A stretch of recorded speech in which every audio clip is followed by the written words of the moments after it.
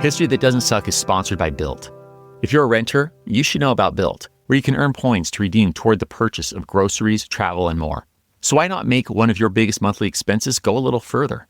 There's no cost to join, and just by paying rent, you unlock flexible points that can be transferred to your favorite hotels and airlines, a future rent payment, your next Lyft ride, and more. When you pay rent through Built, you unlock two powerful benefits. First, you earn one of the industry's most valuable points on rent every month. No matter where you live or who your landlord is, your rent now works for you. Second, you gain access to exclusive neighborhood benefits in your city. Built's neighborhood benefits are things like extra points on dining out, complimentary post-workout shakes, free mats and towels at your favorite fitness studios, and unique experiences that only Built members can access. When you're ready to travel, Built points can be converted to your favorite miles and hotel points around the world, meaning your rent can literally take you places. So if you're not earning points on rent, my question is, what are you waiting for? Start paying rent through Built and take advantage of your neighborhood benefits by going to joinbuilt.com/history. That's joinbilt.com/history. Make sure to use our URL so they know we sent you. Joinbuilt.com/history to sign up for Built today. Running a business is hard enough. Why make it harder with dozens of disconnected apps? Ever feel like you need one app for sales, another for inventory, another for accounting, and the list never ends? Odoo is the only business software you'll ever need. It's an all-in-one, fully integrated platform that handles everything: CRM, accounting, inventory, e-commerce, HR, and more. Odoo replaces multiple expensive platforms for a fraction of the cost. Plus, it's easy to use, customizable, and streamlines every process so you can focus on what really matters: running your business. Thousands of businesses have already made the switch. Why not you?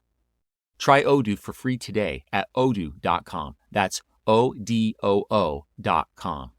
ODOO.com. Welcome to History That Doesn't Suck. I'm your professor, Greg Jackson, and as in the classroom, my goal here is to make rigorously researched history come to life as your storyteller. Each episode is the result of laborious research with no agenda other than making the past come to life as you learn. If you'd like to help support this work, receive ad-free episodes, bonus content, and other exclusive perks, I invite you to join the HTDS membership program. Sign up for a 7-day free trial today at htdspodcast.com/membership or click the link in the episode notes.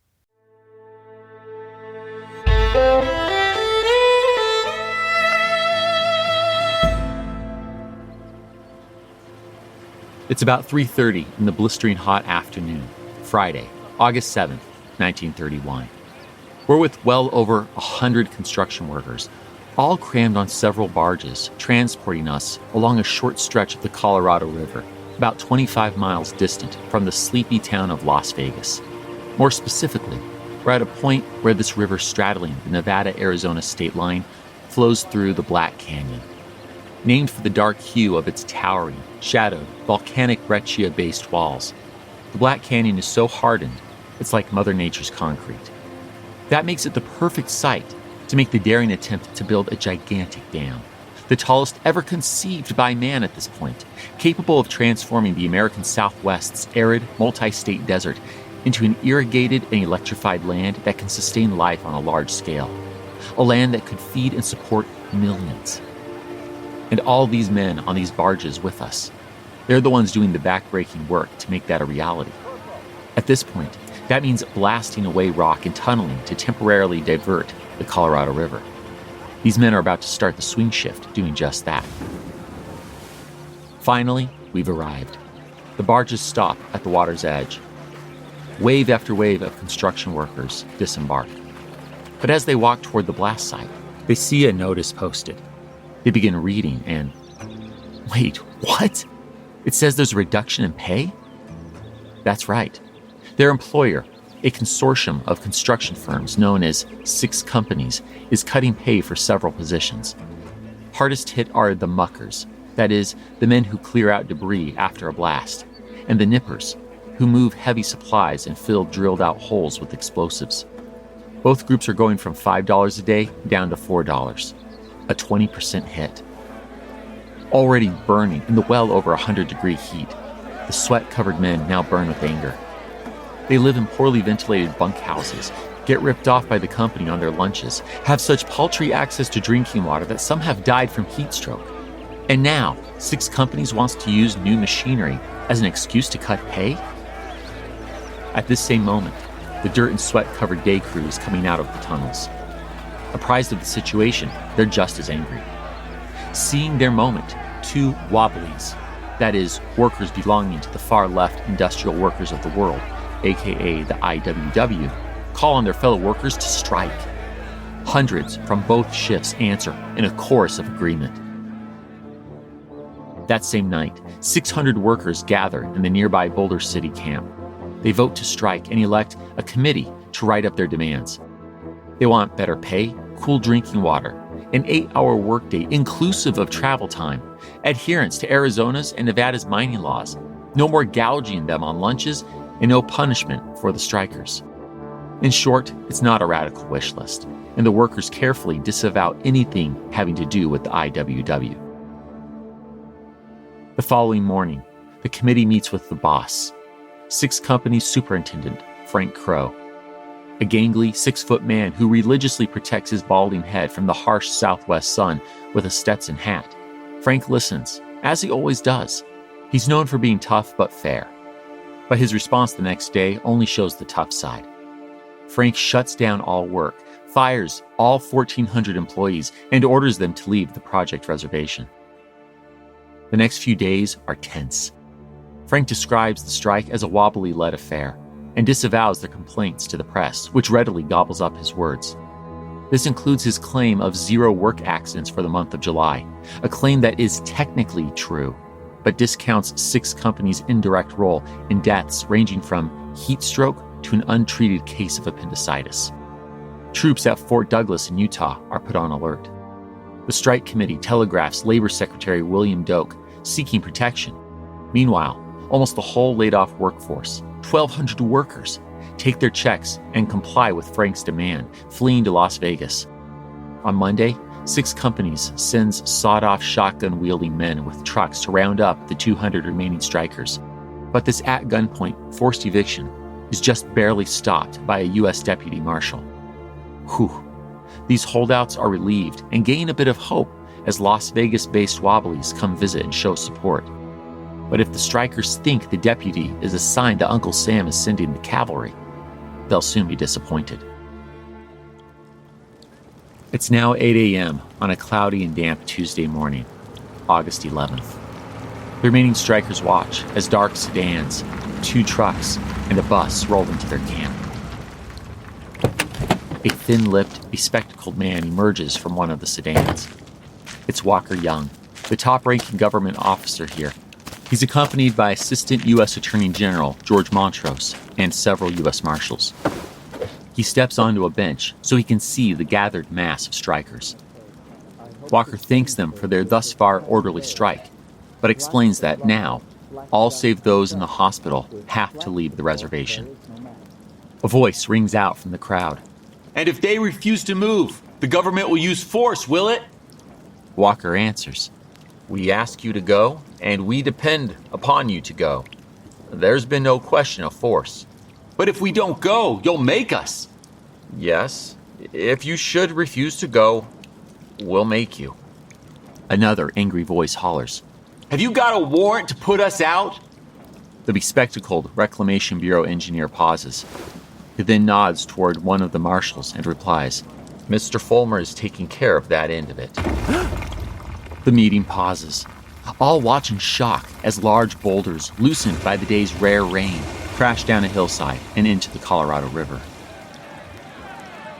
Angry speeches follow, but the strike's committee leader, Red Williams, soon cuts it off. He says that they will leave, proving that this strike is about their rights as Americans, not violence. With heavy hearts and sympathy, the marshal and government officials load the men up and drive them down the Boulder Highway. They get off a few miles down the road and set up another camp in the rain, intent to continue their fight. But the strike won't last much longer. Who can really say no to work in the midst of the Great Depression? In another 2 days, work will recommence on the dam with wages at the lower rates, as posted on the notice back on August 7th.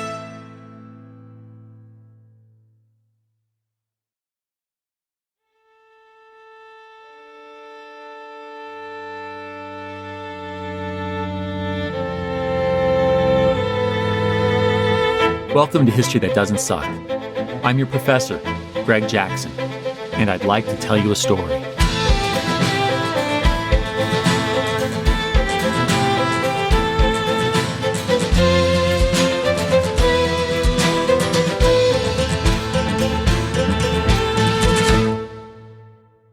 While Frank Crow successfully kept wages down, the workers didn't lose in every sense.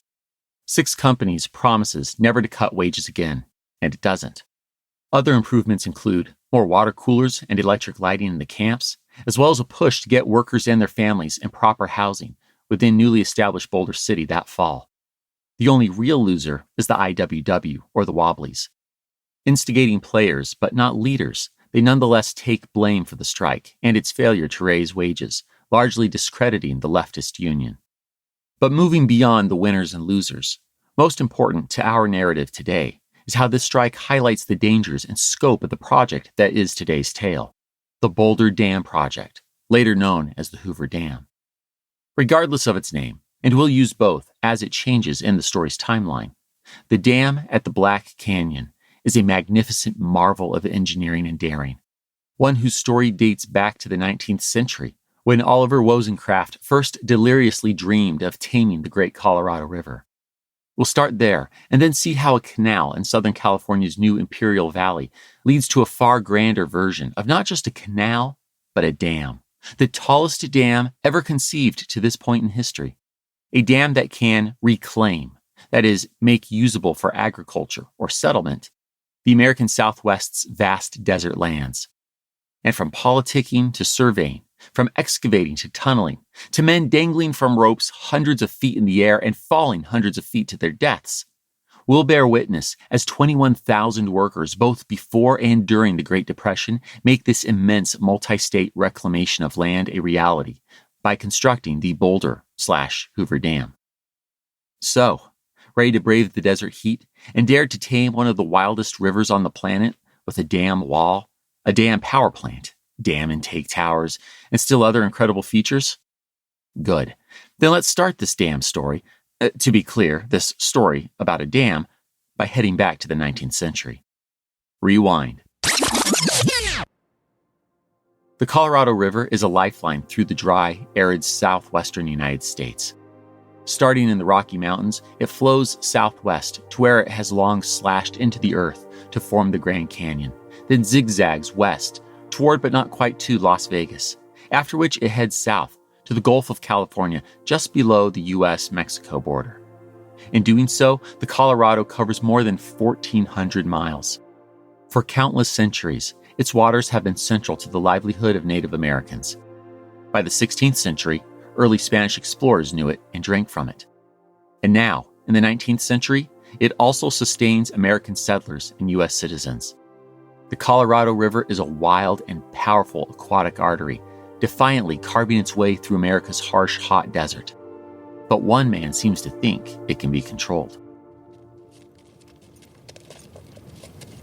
It's an unspecified and scorching day in May 1849. We're in the Colorado Desert, along the pre-Gadsden Purchase U.S.-Mexico border, not far from the scant settlement of Yuma, what will later be known as Arizona. And Oliver Wozencraft is riding a mule across the baking sand. Why? Because this thickly haired and bearded mid-30s physician has heard the siren's call of the California gold rush. It's a treacherous journey, foolish even. Locals warned him against attempting the 4-day desert crossing at this blistering time of year. Now, selfishly, they hoped he'd stay and serve as the town's doctor, but that doesn't mean they're wrong. Still, Oliver won't listen. He didn't leave his family a medical practice in New Orleans to play it safe. That said, Oliver is now companionless. Sometime after the second person passed out, the rest of his group turned back, leaving the ever-determined doctor to continue his literal ride-or-die journey alone. But as the doctor should know, determination can't offset physical limitations. Hardly past a dry river channel of the Colorado River that only fills amid flooding, Oliver collapses. He's severely dehydrated, delirious. But in this state, the all-but-dead heat stroke victim has a revelation. As Oliver describes it, "I felt no distress whatever, I was perspiring freely and was as limber and helpless as a wet rag. It was an exhilarating experience. It was then and there that I first conceived the idea of the reclamation of the desert. It's a beautiful sight and nearly Oliver's last. But just in the nick of time, his companions return. Knowing he won't survive, they came back with a full water bag. They set him on a mule and bring him back to town.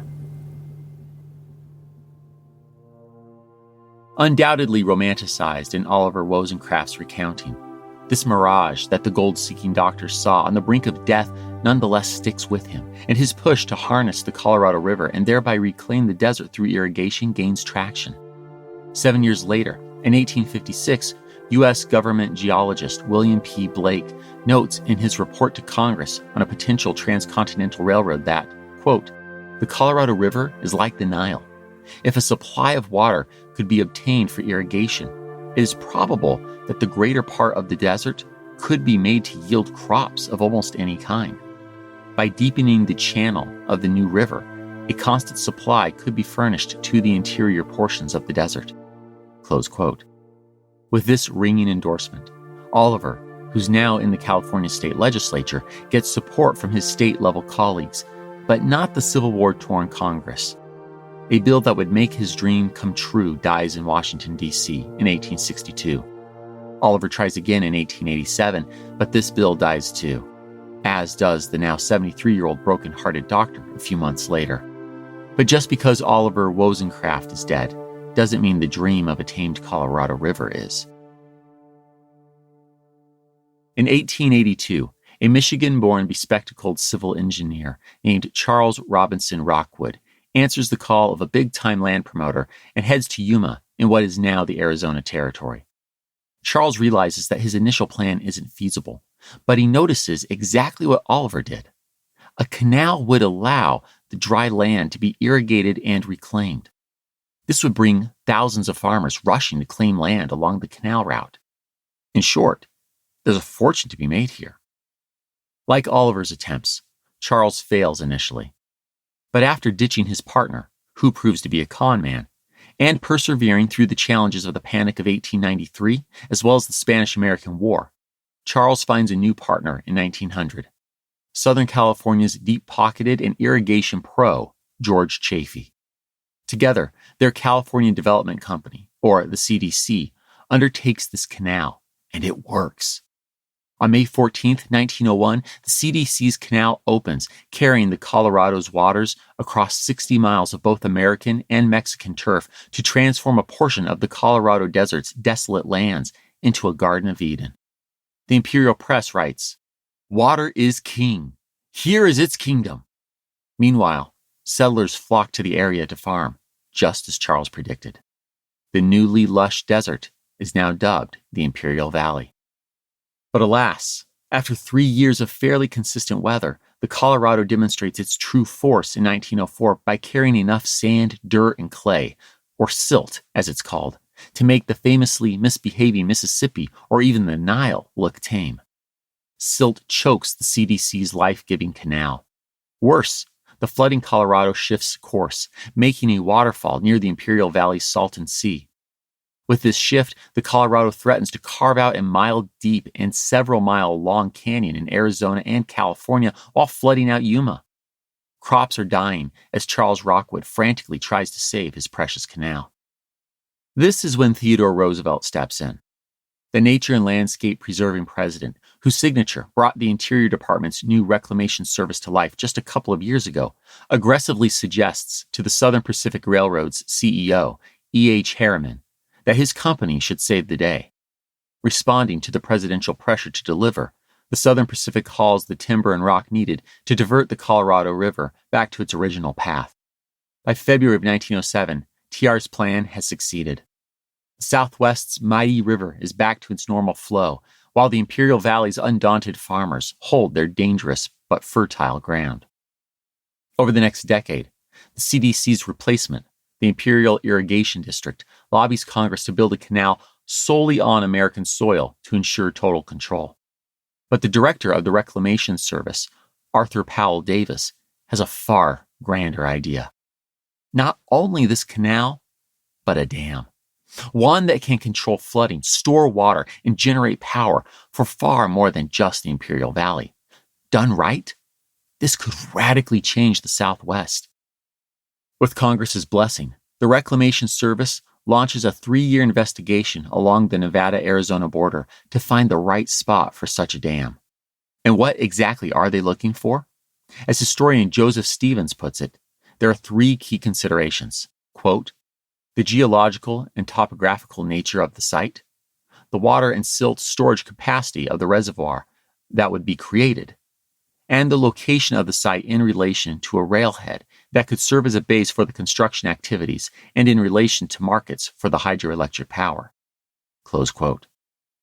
In 1921, one of the Reclamation Service's most capable engineers, a Mr. Walker Young, yes, the very same whom we met in this episode's opening, heads out with a team of 58 men to assess 2 canyons, Boulder Canyon and, just a bit farther downstream, Black Canyon.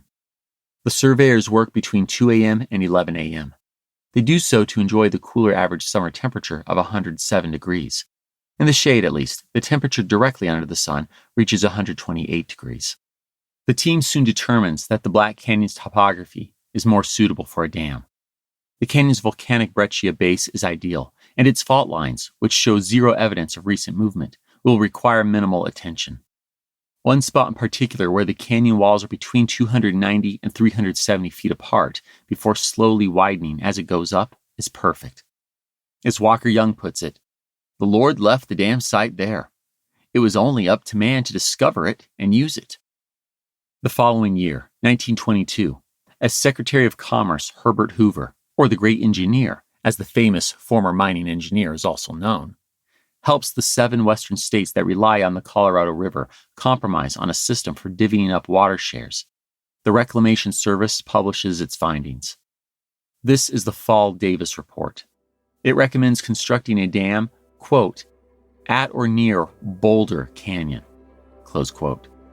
Yes, you heard that right.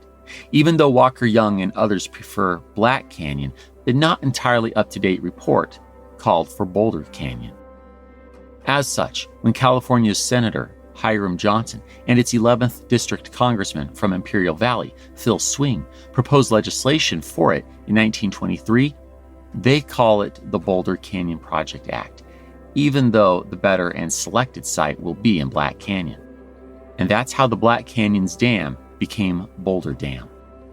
After much pushback from wealthy landowners who worry that the proposed project will damage their agricultural pursuits, and Eastern legislators who don't want to give Westerners that much federal funding, the Swing-Johnson bill finally reaches the Senate floor in February 1927. In late May of 1928, the 4th iteration of the Swing-Johnson bill passes in the House. Arizona filibusters, to no one's surprise, and blocks the Senate until December 14th. But a week later, President Silent Cal Coolidge signs the bill, quote, for the purpose of controlling the floods, improving navigation, and regulating the flow of the Colorado, close quote. Yeah, this is happening. While all of this is going on in Congress, Chief Engineer Raymond Walter and Chief Design Engineer Jack Savage of the Bureau of Reclamation, as the Reclamation Service is now known, are working to find the best dam design for the Black Canyon. Of their 32 ideas, an arched gravity dam is the winner. This means that the massive dam wall will curve upstream, thereby pressing the flowing water's force against the canyon walls, and in the process, make the canyon itself the abutments of the dam. Think of it this way. If the dam were books on a shelf, the canyon walls are now bookends. It's genius. Ultimately, this curving concrete monolith will be 727 feet in height, as tall as a 60-story skyscraper. At the top, its curved crest will be 1,282 feet long and 45 feet thick, wide enough for a Nevada-Arizona connecting highway. And the dam wall will get thicker as it goes down, reaching a thickness of 660 feet at the bedrock. The base of the dam will be between the transverse fault lines on the canyon floor. All of this will bear the compressive stress of up to 40 tons per square foot. And we'll get to other details, including other features, like the towers, tunnels, spillways, and power plant, in a bit. But suffice it to say for now that this proposal is a modern wonder of the world, a true feat of genius in engineering and architecture, just waiting to happen. But as we learned in episode 170, the stock market crashes in 1929. Nonetheless, former Commerce Secretary turned U.S. President Herbert Hoover pushes ahead with construction. 1 year later, on September 17, 1930, Nevada Governor Fred Balzer and Interior Secretary Ray Wilbur stand before a crowd of spectators at Boulder Junction, or Bracken, just south of Las Vegas, where they ceremoniously lay the first ties and rails to connect the as-of-yet not-so-sinful city of 5,000 souls and Black Canyon. Standing in the 103-degree heat, sweating buckets in his three-piece suit, Secretary Wilbur drives a spike of Nevada silver into the railway. Afterward, he looks at the spectators and photographers and declares, "I have the honor to name this greatest project of all time, the Hoover Dam." What? This is the first time the public has ever heard Hoover, not Boulder Dam. And while the president is yet to fall to his future level of disfavor, who names a project after a current seated president, much less before the project has actually been built? Well, over the course of this project, both the name derived from the wrong canyon and the one honoring the soon-to-be one-term president will bounce back and forth. But be it Boulder Dam or Hoover Dam, its name is a question for another day. Right now, the more pressing issue is this: can Great Depression hit Uncle Sam find a company capable of building this colossus in the American Southwest's desert, and at the right price point? Let the bidding begin.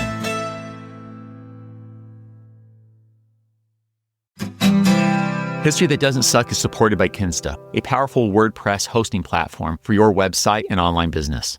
When I'm writing history, I use my academic training and storytelling skills. But when it comes to running this small history-telling business, I think more like a CEO. That means delegating the non-creative and technical stuff, like website support. Kinsta's managed WordPress hosting is a relief. Their expert team handles it all.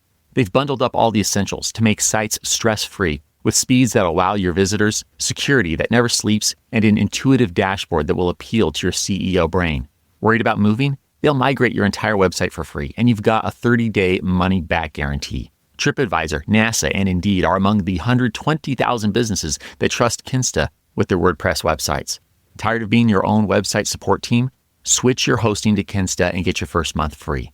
And don't worry about the move. They'll handle the whole transition for you. No tech expertise required. Just visit kinsta.com/history to get started. That's KINSTA.com/history. You ever hit that moment when your kid asks for help with homework and you're like, wait, when did long division get this complicated? Or maybe your child's flying through lessons and getting bored in class. Yeah, been there. Whether they're struggling or soaring, IXL can make a real difference. IXL is an award-winning online platform that helps kids really understand what they're learning. It covers math, language arts, science, and social studies from pre-K through 12th grade. And it's actually fun, engaging, personalized, and packed with encouraging feedback to help keep them motivated. IXL is used by 96 of the top 100 school districts in the U.S., and it's no surprise, it's backed by research. Kids using IXL are scoring higher on tests, and studies from almost every state show they're consistently doing better. Make an impact on your child's learning. Get IXL now. And listeners of this podcast can get an exclusive 20% off IXL membership when they sign up today at IXLlearning.com/audio. Visit IXLlearning.com/audio to get the most effective learning program out there at the best price. Each spring, 23 Pulitzer Prizes are awarded for distinguished journalism, books, drama, and music. It was disbelief and pride and life-changing. My name is Nicole Carroll, and I'm a member of the Pulitzer Board and host of Pulitzer on the Road, the official podcast of the Pulitzer Prizes. In each episode, winners reveal how much labor and risk, heart and imagination go into creating their prize-winning work. We'll talk with novelists and reporters. We found stuff that no one had heard before, found out. It was exciting. Critics and playwrights. I do not want to live in a world where we don't go on a stage and tell the truth about who we are. And columnists who've risked their lives to speak truth to power. What moral right would I have to call on my fellow Russian citizens to stand up to the Putin dictatorship if I didn't do it myself. The second season of Pulitzer on the Road premiered March 10th. Follow and listen on Apple Podcasts, the Odyssey app, Spotify, or wherever you get your podcast.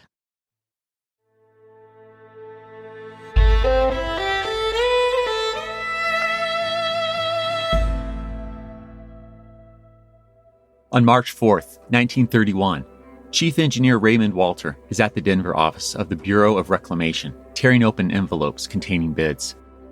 Only 5 entities in the nation even dared to try. The first 2 lack the required $2 million bond, and one bid is at $200 million. Ray and his fellow engineers burst into laughter at that figure, and yes, engineers can laugh. The third bid is $53.9 million. Still too high. The fourth is $58.6 million. Ridiculous. Finally, Ray opens the fifth, submitted by a conglomerate called Six Companies. It's at $48,890,955. What? That's only $24,000 over the Bureau's own estimates. We have our winner. Historian Michael Hiltzik characterizes Six Companies as a, quote, unwieldy contracting consortium, close quote. It's made up of, you guessed it, 6 firms. San Francisco's W.A. Bechtel and Oakland's Henry J. Kaiser hold a joint 30%. The Utah Construction Company out of Ogden has 20%. McDonald and Kahn Company out of Los Angeles is also at 20%. Pacific Bridge Company out of Portland, Oregon makes up 10%, and Morris Knudsen Company out of Boise, Ohio is the last 10%. Officially, the consortium is created because it's the only way to finance the bond. Unofficially, though, to quote Hiltzik again, Six Companies was a corporate device designed to put Frank Crow to work. Francis, or rather Frank Crow, whom we also met in this episode's opening, is Six Companies' superintendent of construction. Gangly, long-limbed, blue-eyed, balding, and Canadian-born, Frank has worked on 6 dams previously. He's an energetic, hands-on, in-the-trenches leader, but painfully demanding. Yet, for all his experience and skill, this project will be unlike any other, even for Frank. The deal is signed on March 11th. Even with the lowest bid, this nearly $49 million deal is the federal government's largest single construction contract ever. Interior Secretary Ray Wilbur remarks that, quote, it is a satisfaction to see this great contract get underway. The Colorado River, instead of being a menace, will now be a great benefit. Close quote. Six Companies Vice President Will Wattis concurs. To quote him, now this dam is just a dam, but it's a damn big dam. Very true. A damn big dam it will be. The contract consists of 5 key features. Those are, 1. River diversion. This will require 4 tunnels through the Black Canyon's walls. Each tunnel will be 56 feet in diameter, lined with concrete, and approximately 4,000 feet long. These tunnels will carry the mighty Colorado's waters, leaving the segment of the canyon where the dam will be built empty. Additionally, temporary cofferdams, that is, enclosing walls across the canyon floor, will ensure the work site remains dry as the foundation is laid for the dam wall and power plant. 2. That concrete arch gravity dam I described earlier. Again, the wall will be 727 feet in height, while the arc will be 1,180 feet long. The radius of curvature will be 500 feet. Once it's in place, the river will form a lake, known initially as Boulder Dam Lake, but later renamed as Lake Mead in honor of the Bureau of Reclamation's Commissioner, Elwood Mead. 3. 2 spillways. Like the overflow hole on your bathtub, they're a precaution against an overflowing Colorado spilling over the dam wall. But they'll be a tad bigger than your tub's overflow. Each of the 2 spillways, one on either side of the dam, will be 50 feet in diameter and 600 feet deep. Connected to 2 of the former diversion tunnels, each will be able to handle 200,000 cubic feet per second of water. These 2 spillways combined could swallow the entire flow of Niagara Falls twice over. 4. The outlet works. This is how the controlled water will reach the other side of the dam and continue downstream. There will be 4 395-foot tall intake towers, 2 on each side of the dam.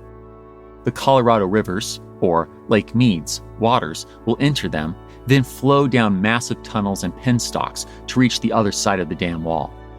The water will either exit through the power plant's giant hydroelectricity producing turbines, or, if in excess, through needle valve outlets protected by stony gates. Altogether, this means the river's flow can both produce electricity and be controlled, much as you control the flow of water coming out of your faucet. 5. The U-shaped power plant.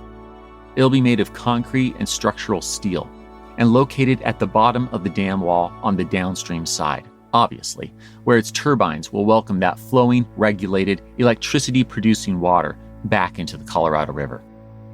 I know. A huge undertaking. And yet, 6 companies has to hustle. They have a 2,565-day deadline, effectively 7 years, to complete the project. They have internal deadlines too, heavily fined if missed. It's a dynamic that will lead to Frank Crow's new nickname, Hurry Up Crow, and incentivize speed over safety. Let's keep that dangerous dynamic in mind. Speaking of speed, the Hoover administration wants the work starting ASAP. Amid the Great Depression, they see this as fast employment. A good thought, but that pushes the Boulder Canyon project to begin 6 months early and without proper infrastructure, like transportation or living facilities. That's a problem. As Frank arrives in Las Vegas, Nevada, the base of operations before proper quarters can be built, closer to the Black Canyon, he finds thousands of men inquiring in person and via the post about work. Given the lack of accommodations, a shanty town, a Hooverville of sorts, emerges on the outskirts of Vegas. The most famous of these is called Ragtown. Journalists are appalled by the contrast between what they thought the dam site would look like and reality. Frank has his hands full. He begins surveying the topography and shanty towns, knowing that he somehow has to figure out housing for his soon-to-be thousands of workers and their families, all while actually starting the dam. Sounds like Frank Hurry Up Crow has no time to waste. In April 1931, work on the project and the 7-year clock both officially begin. On the housing side, Frank has a new town called Boulder City under construction. It's only 8 miles away from the work site, far closer than 25-mile distant Las Vegas. But that will take a while, and with Ragtown's population of 1,400, he also has 6 companies' river camp getting slapped together. Its initial bunkhouses will accommodate 480 men. Meanwhile, the men are excavating, preparing the way for roads and railroads alike. As they do, the blast of dynamite rings from the canyon at all hours. But just as we learned while constructing the Transcontinental Railroad in episodes 83 through 85, dynamite is a dangerous business. It's late in the afternoon, May 8th, 1931. Workmen are laying track for a construction railroad halfway up a Black Canyon cliff. As usual, the team prepares, then sets off 30 blasts of dynamite. And as expected, the blast sends loose boulders, sand, and other bits of earth careening down the cliff. Unfortunately, another crew working at the cliff's bottom didn't hear the blast signal. Watching this in real time, John Page notes that they had given, quote, no warning and no chance to get cover, close quote. P.L. Leslie doesn't even have time to look up as a boulder comes crashing down, sending him flying 50 feet. Herman Schmitz suffers a fractured skull and all but loses one ear. With no first aid or medical tent, the injured men are rushed to the Las Vegas hospital in a flat-tired ambulance. Miraculously, both survive. But this is only one of many accidents, and death is not far. 10 days later, a rockfall crushes Andrew Lane and Harry Lane to death. When finally recovered, their bodies are barely recognizable. As the searing month of May gives way to blazing hot June, the second big stage of construction begins. Excavating those 4 river-diverting tunnels that will temporarily reroute the Colorado River through the Black Canyon's walls for the next several years. Again, each will measure 56 feet in diameter and 4,000 feet in length. They'll also be lined with 3-foot-thick concrete, and this will allow the workers to build the curving dam's foundation on the empty canyon's bedrock. This enormous task must be completed by October 1st, 1933, or 6 companies starts paying a $3,000 per day fine. Yikes. Hence, Frank Hurry Up Crow continuing to push the men. Of course, we know from the opening of this episode that a week is soon lost to a strike. But even so, the pace is nothing short of extraordinary. Reclamation Commissioner Elwood Mead is impressed as he reports that those Western dirt-moving fools are building highways, starting tunnels, and laying railroads all at once, but without any mix-ups. By early 1932, all 4 tunnels are in progress.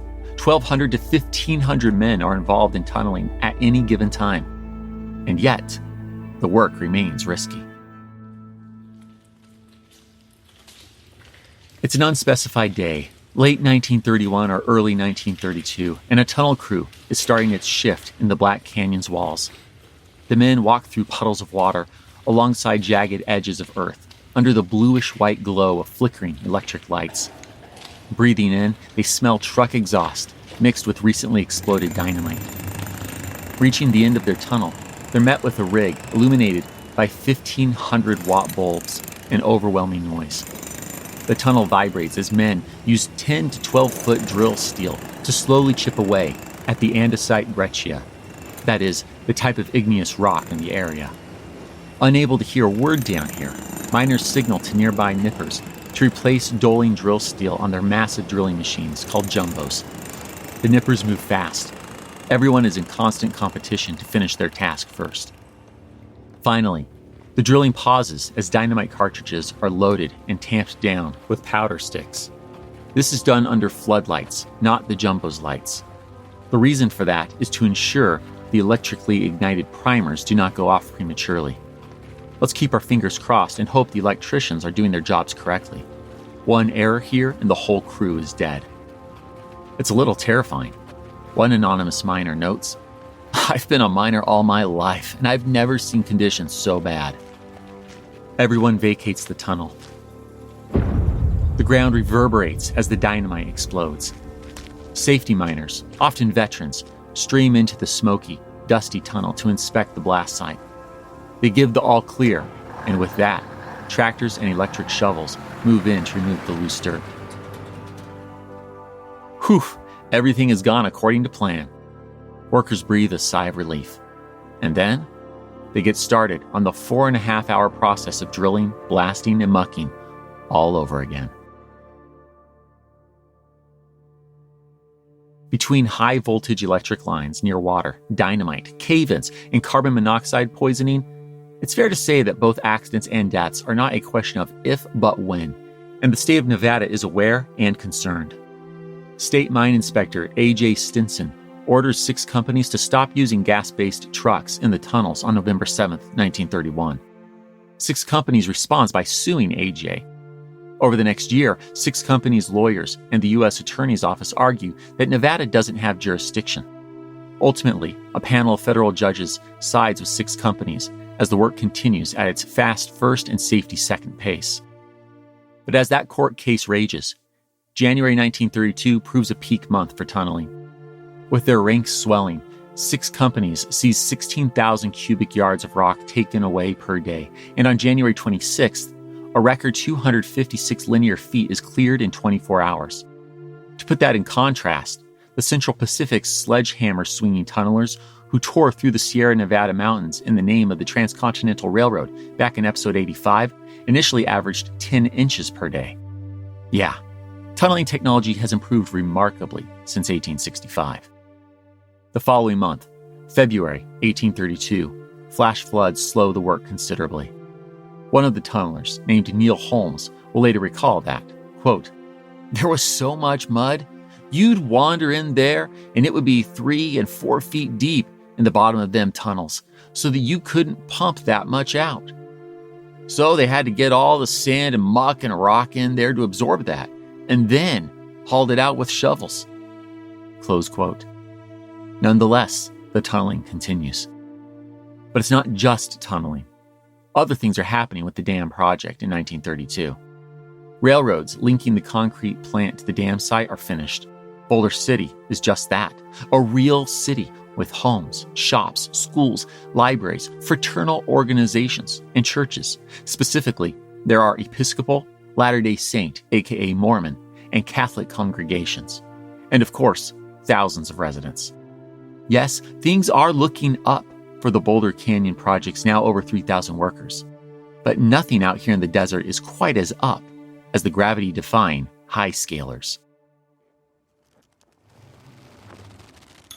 It's an unspecified day, likely in 1932, and the high scalers, as they're known, are dangling on ropes off the edge of the massive cavern walls that will become the Hoover Dam.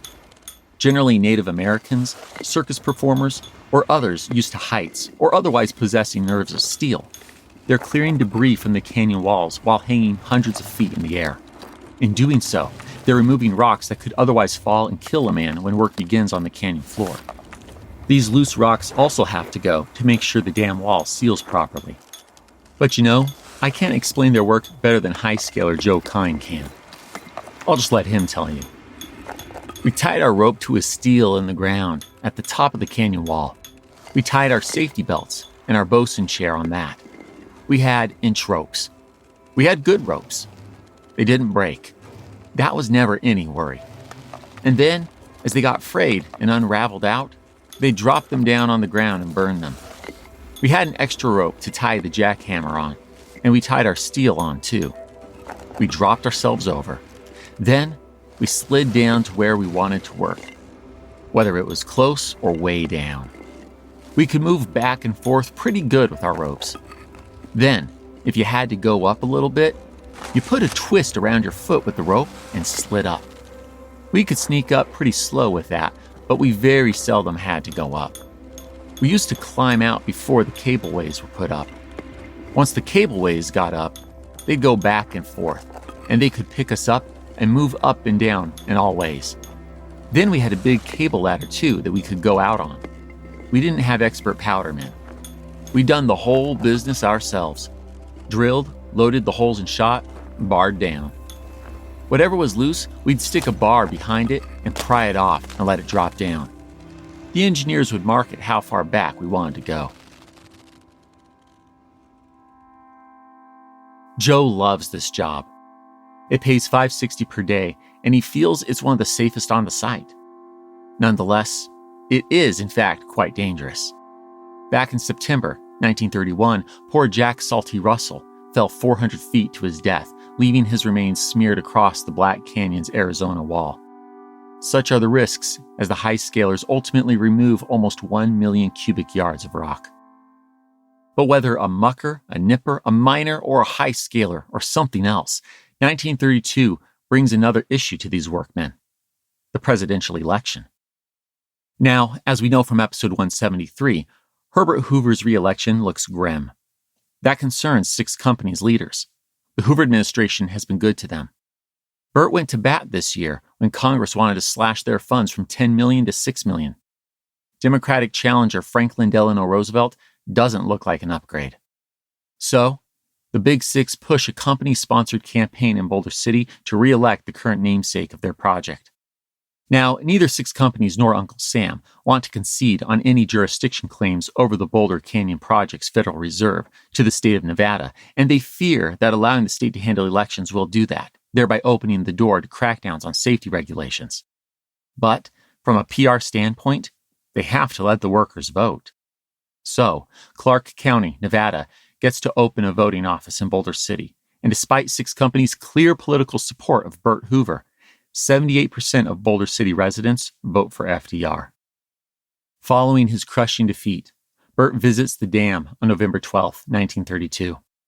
The great engineer, his wife Lou, Interior Secretary Ray Wilbur, and other big shots enjoy a 2.5-hour tour led by none other than Frank Crow. 2 days later, on November 14th, the Colorado River is officially rerouted into the tunnels, and the first large phase of the Hoover Dam project is complete, nearly a year before its deadline. As water pours into tunnel number 4, an anonymous worker shouts into the void, "She's taking it, boys! She's taking it!" And as she does, men and machines have already started to dredge the Black Canyon's floor. They're building the first of two massive earthen walls across the whole width of the canyon. This one upstream of the work site, which will make sure everything stays dry even if a spring or winter flood proves too much for the 4 river-diverting canyon wall tunnels. That's right, they've started the first of the 2 temporary coffer dams. A few months pass. By February 1933, the first coffer dam is built, the second coffer dam downstream is underway, and the high scalers have finished their work. That month is also when President-elect Franklin Roosevelt names his new Secretary of the Interior, the Chicago-born, reform-minded liberal Harold L. Ickes. Anxiously, 6 companies braces to see what Harold's leadership will mean for the Boulder Dam project. Look around. Every car you see is probably on AutoTrader. New cars, used cars, electric cars. As for flying cars, well, we're ready when they are. If you see a car you like, find it on AutoTrader. That's our kind of thing. AutoTrader. I'm no tech genius, but I knew if I wanted my business to crush it, I needed a website now. Thankfully, Bluehost made it easy. I customized, optimized, and monetized everything exactly how I wanted with AI. In minutes, my site was up. I couldn't believe it. The search engine tools even helped me get more site visitors. Whatever your passion project is, you can set it up with Bluehost. With their 30-day money-back guarantee, what have you got to lose? Head to Bluehost.com to start now. Let's be honest, finding clean, trustworthy supplements that actually fit your life, not easy. A lot of brands still sneak in weird fillers and vague natural flavors, and honestly, who has time for that? That's why Symbiotica stands out as a brand that's changing the game in wellness. Their supplements are not only science-backed and thoughtfully formulated, but also designed for optimal absorption, because quality should never be compromised when it comes to your health. A few faves? The magnesium L-threonate is amazing for focus and memory. The liposomal glutathione is an anti-aging, metabolism-boosting antioxidant. And the vitamin C? Perfect for glowy skin and immunity support. And yes, they actually taste really good. Just squeeze, sip, and go. Whether it's a workout, a travel day, or your 8th Zoom call, it fits right in. And with Mother's Day around the corner, it's the perfect time to treat yourself or gift it to a woman in your life who deserves to feel her best. Now's the time to invest in your long-term health and wellness. Visit Symbiotica.com/start. That's Symbiotika.com/start for 20% off plus free shipping.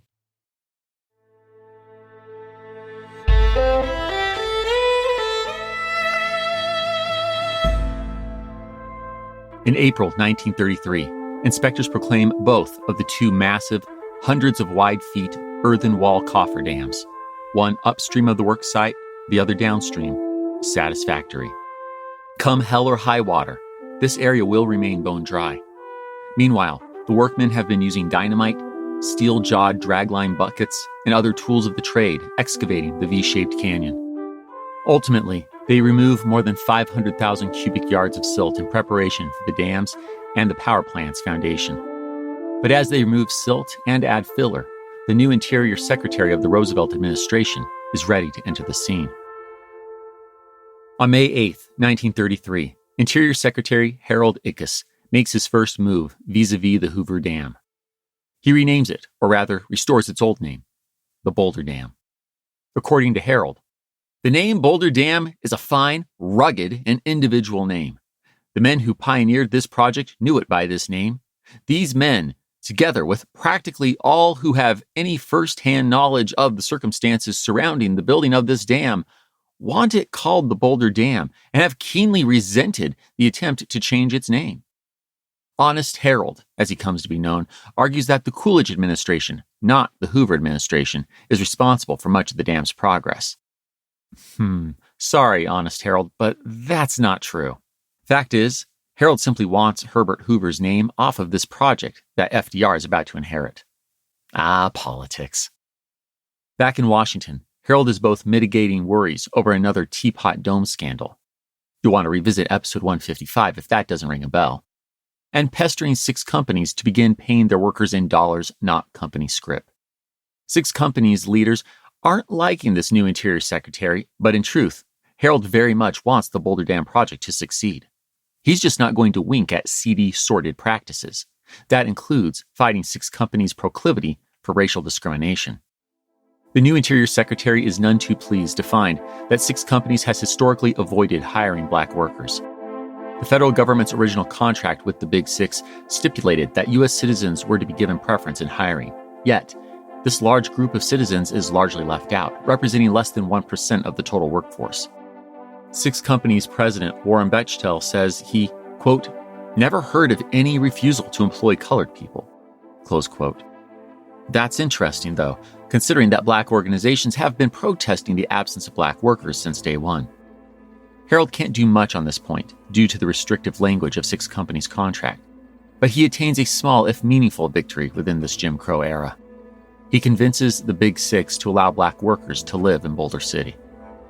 As 6 companies carries on under the bespectacled and scrupulous eyes of Harold Ickes, comes to a legal settlement with Nevada on taxes, and loses its president, Warren Bechtel, who, while visiting a dam site in the USSR, suffers an unfortunate and early death, ultimately elevating his son Steve and consortium VP Will Wattis to fill his shoes.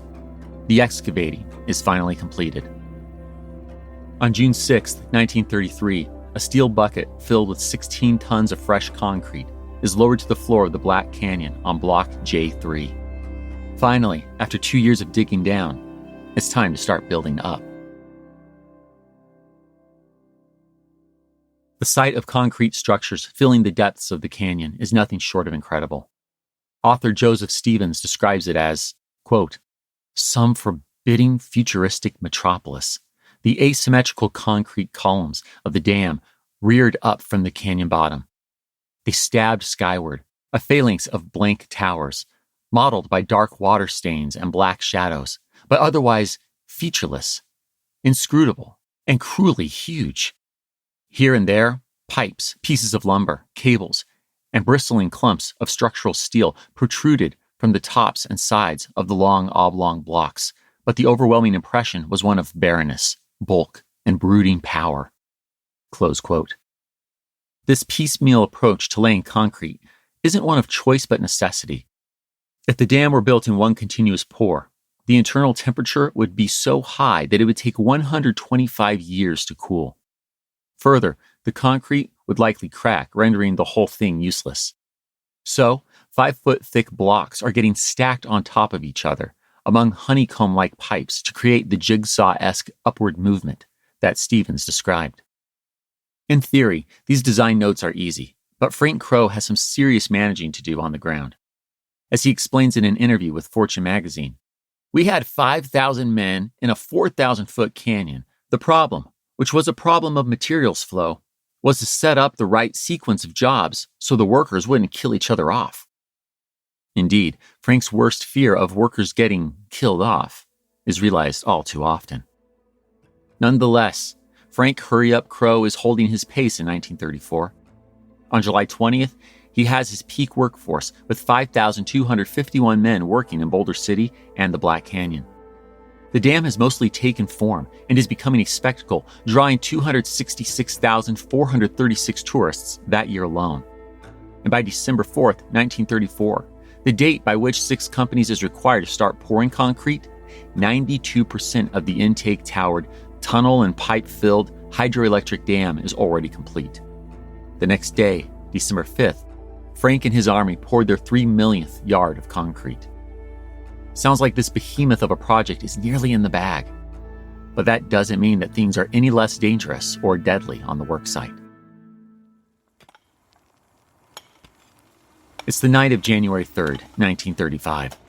Some 700 feet up at the crest of the dam, on the Arizona side, in Form B1, head pipe fitter J.W. Happy Pitts and his signalman, Ike Johnson, are installing cooling pipe.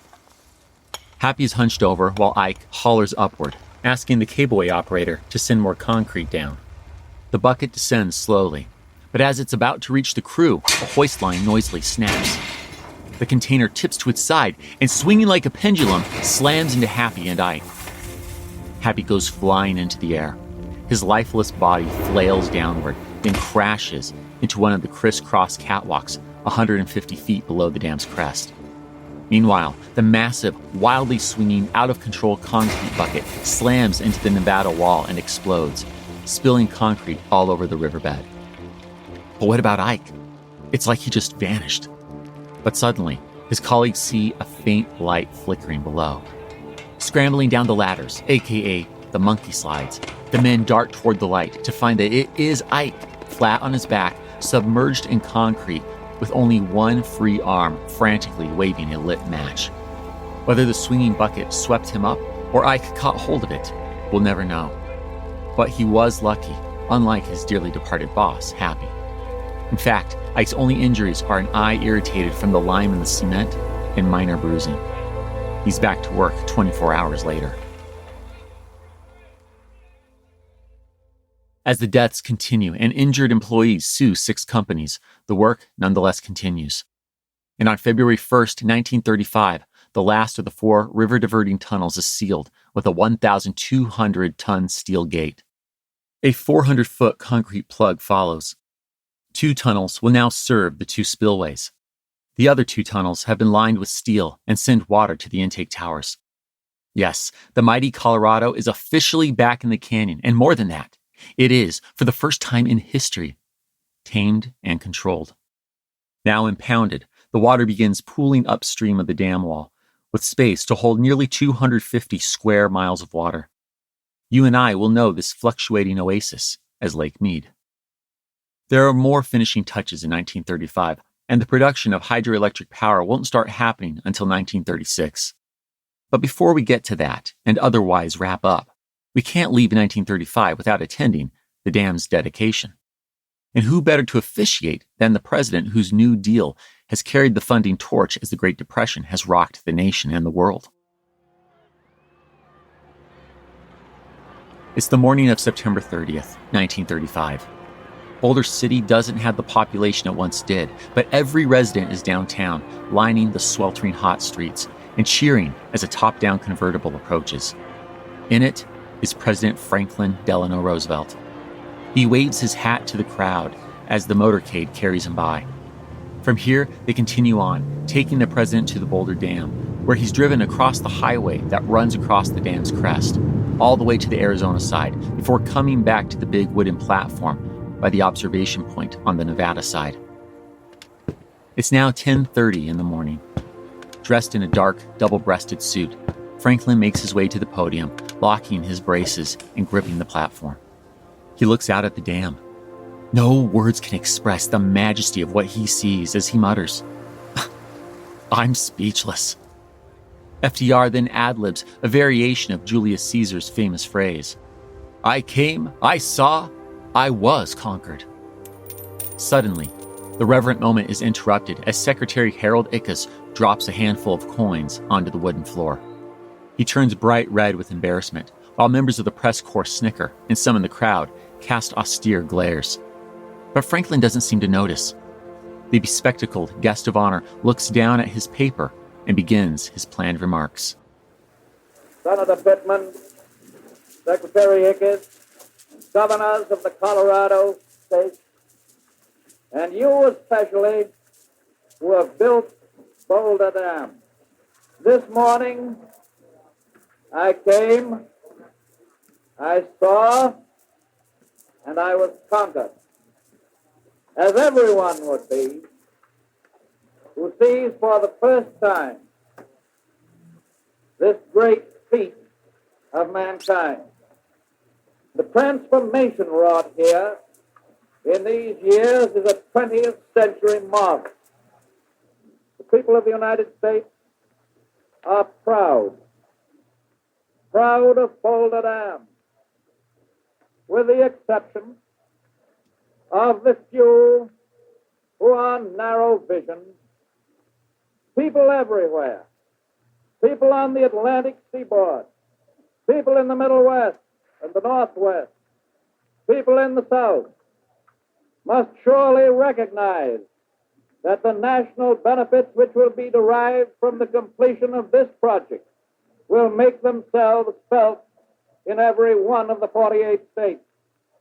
They know that poverty or distress in a community 2,000 miles away may affect them, and equally that prosperity and higher standards of living across a whole continent will help them back home.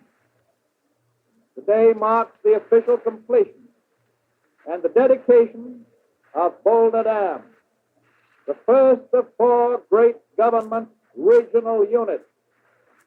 This is an engineering victory of the first order, another great achievement of American resourcefulness, American skill, and American determination. And that is why I have the right once more to congratulate you who have builded Boulder Dam, and on behalf of the nation, to say to you, well done.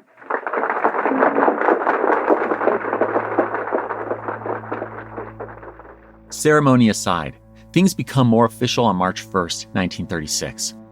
That's when Interior Secretary Harold Ickes formally accepts the dam from Frank Crow and the senior members of 6 companies. The work of 21,000 men, more than 5,000 of whom were employed and working at the same time in June 1934. They've delivered a 727-foot tall, 1,180-foot long dam wall with a 45-foot wide crest and a 660-foot wide base, 4 395-foot tall intake towers, 2 spillways, and a power plant.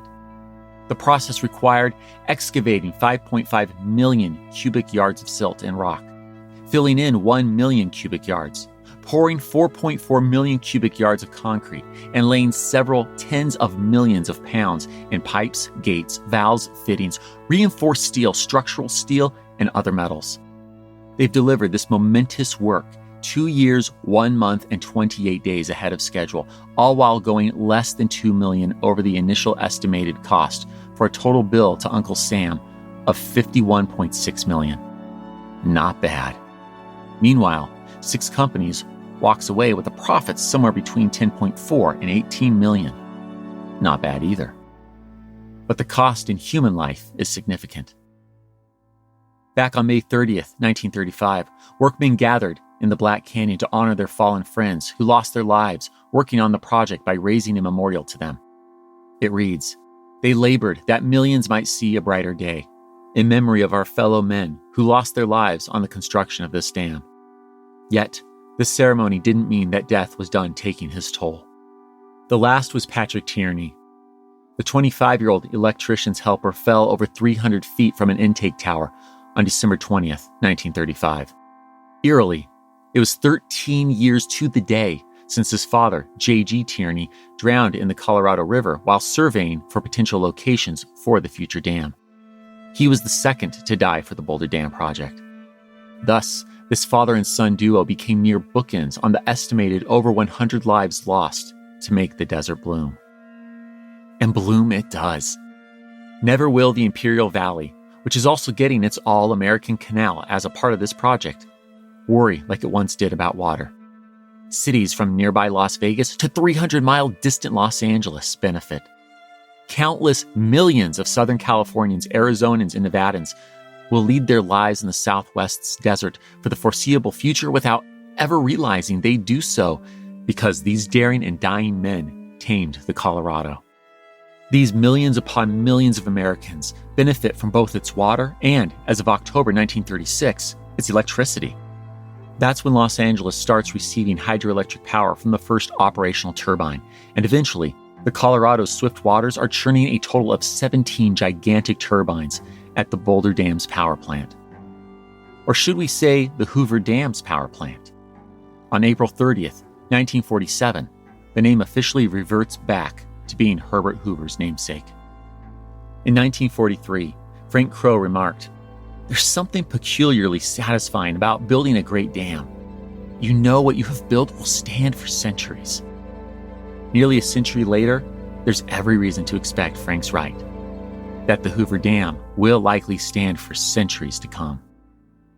But as we move from this remarkable feat of engineering, this testament to the American spirit, purchased not only in time and money, but with more than 100 lives and many more limbs, it's only fair to wonder, just which of the 1930s many iconic and gargantuan works is, in fact, the most impressive?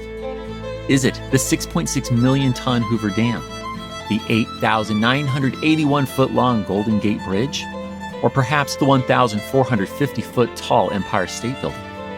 I suppose we'll have to withhold our judgment until we've heard all their tales.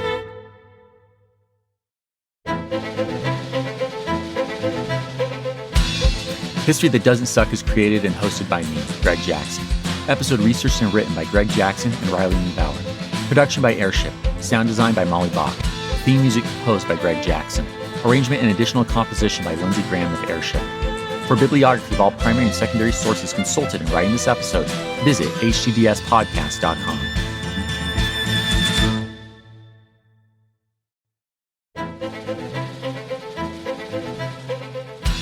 HTDS is supported by fans at htdspodcast.com/membership. My gratitude to you kind souls providing funding to help us keep going. Thank you. And a special thanks to our patrons whose monthly gift puts them at producer status.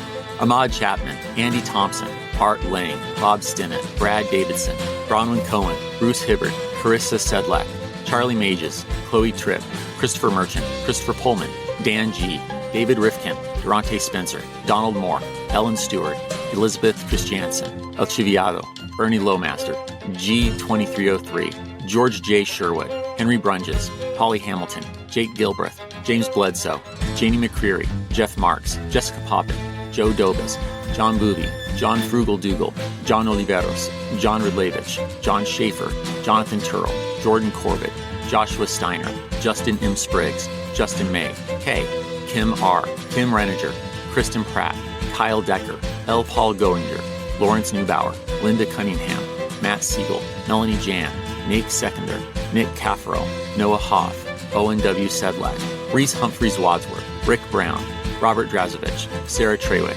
Sharon Thiessen, Sean Baines, Stacy Ritter, Stephen Williams, The Creepy Girl, Thomas Sabbath, Zach Green, and Zach Jackson. Join me in 2 weeks. I'd like to tell you a story. Now at Verizon, we have some big news for your peace of mind. For all our customers, existing and new, we're locking in low prices for 3 years guaranteed on My Plan and My Home. That's future you peace of mind. And everyone can save on a brand new phone on My Plan when you trade in any phone from one of our top brands. That's new phone peace of mind. Because at Verizon, whether you're already a customer or you're just joining us, we got you. Visit Verizon today. Price guarantee applies to then current base monthly rate. Additional terms and conditions apply for all offers.